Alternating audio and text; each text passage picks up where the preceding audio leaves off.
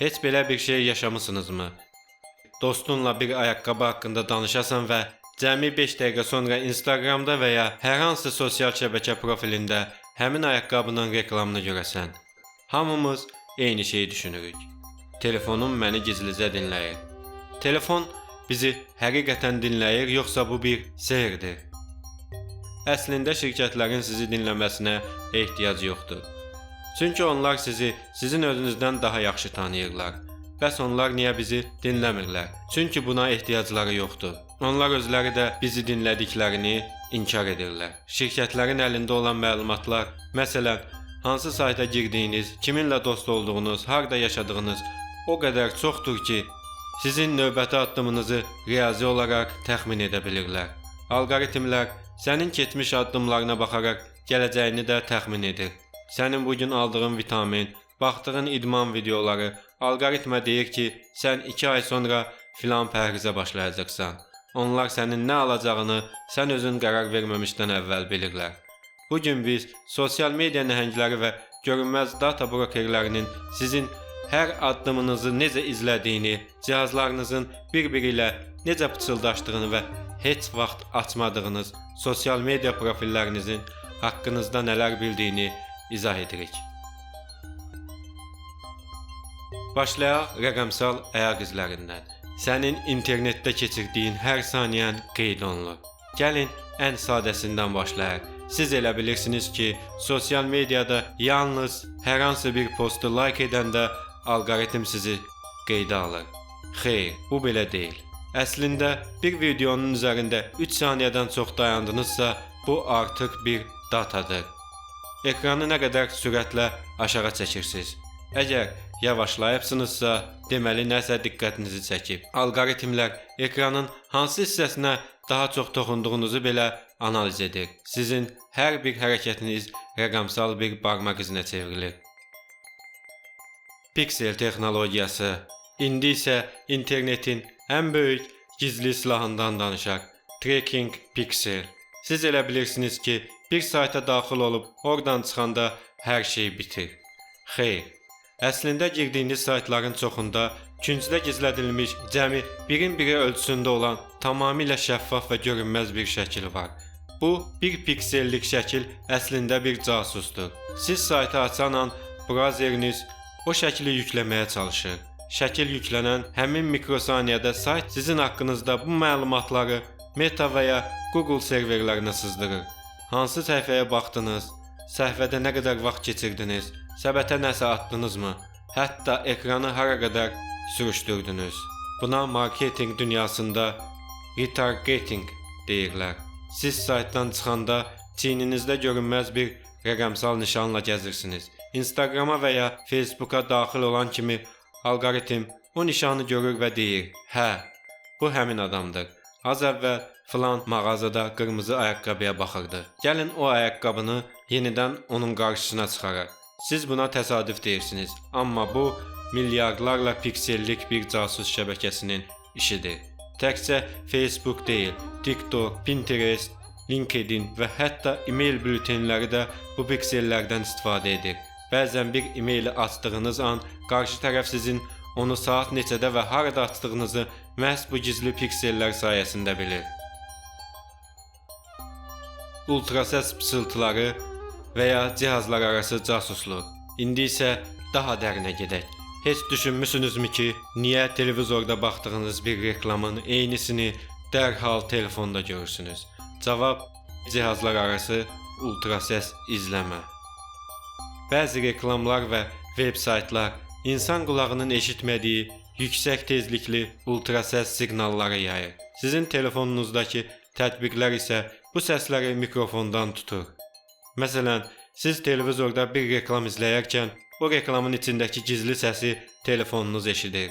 Beləliklə, alqoritm bilir ki, siz hal-hazırda evdəsiniz, televizora baxırsınız və hansı markalarla maraqlanırsınız. Mağazada gəzərkən oradakı dinamiklərdən gizli bir səs yayılır. Telefonunuzdakı tətbiq, məsələn, sadə bir oyun və ya adi fənər tətbiqi bu səsi eşidir. Nəticədə şirkət sizin hansı mağazada olduğunuzu, nə qədər vaxt keçirdiyinizi və hansı rəfə baxdığınızı saniyə-saniyə bilir. Bu GPS-dən daha dəqiqdir və tamamilə gizlidir. Beləliklə, cihazlarınız sizin xəbəriniz olmadan bir-biri ilə pıçıldaşır. Məlumat brokerləri. Görünməz milyardlıq bazar. Sizin məlumatlarınız neftdən daha bahalıdır. Amma bu məlumatları təkcə Facebook yığmır. Dünyada Data Brokers adlanan nəhəng şirkətlər var. Onlar sizin haqqınızda hər şeyi, aptekdən aldığınız dərmanları, bank borclarınızı, hətta sürdüyünüz maşının markasını alırlar. Onlar minlərlə tətbiqdən gələn datanı birləşdirib sizin rəqəmsal əkizinizi yaradırlar. Sonra bu əkizi ən yüksək qiymət verən reklamçıya satırlar. Siz müştəri deyilsiniz. Belə demək mümkündürsə, siz hər gün birjalarda satılan bir məhsulsunuz. Süni intellekt artıq sizin nəyə baxdığınızı deyil, necə baxdığınızı analiz edir. Telefonu necə tutursunuz, yazarkən barmaqlarınızın ritmi necədir? Tədqiqatlar göstərir ki, alqoritm sizin yazma sürətinizdən, depressiyada olub-olmadığınızı 90% dəqiqliklə bilə bilir. Depressiyada olan insanlar telefon ekranında daha yavaş və nizamsız hərəkət edirlər. Əgər kədərlisinizsə, qarşınıza sizi daha çox ekrana kilitləyəcək, yəni sizi daha çox kədərləndirəcək və ya sizi təsəlli üçün alış-verişə sövq edəcək videolar çıxarır. Onlar sizin duyğularınızla oynayaraq sizi proqramın içində həbs edirlər. Bu sadəcə reklam deyil, bu beyin yumadır. Onlar sizin emosiyalarınızdan istifadə edərək sizi dopamin döngüsündə saxlayırlar. Alqoritmlər sizin nəyi bəyəndiyinizi bilmir. Onlar sizin nə vaxt zəif olduğunuzu bilirlər. Kölgə profillər. Ən böyük şok isə budur. Kölgə profillər. Heç vaxt sosial media hesabı açmamış birinin belə haqqında geniş məlumat bazası ola bilər. Necə? Dostlarınız öz kontakt siyahısını yükləyəndə sizin nömrəniz onların sisteminə düşür.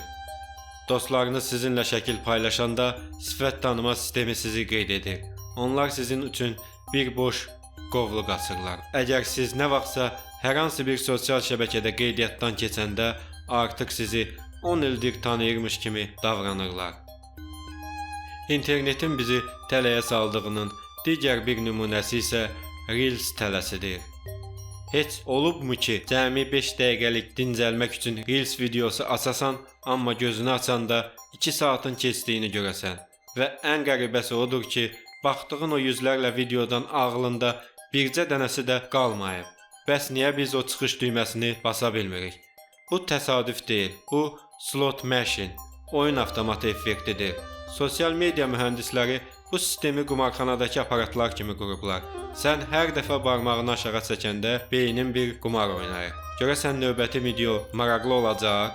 Hər dəfə maraqlı bir video çıxanda beynin dopamin infraz edir. Alqoritm isə səni tam doyurmur. Hər 3 darıxdırıcı videodan sonra bir dənə çox maraqlı video qoyur ki, sən o mükafatı tapmaq üçün scroll etməyə davam edəsən.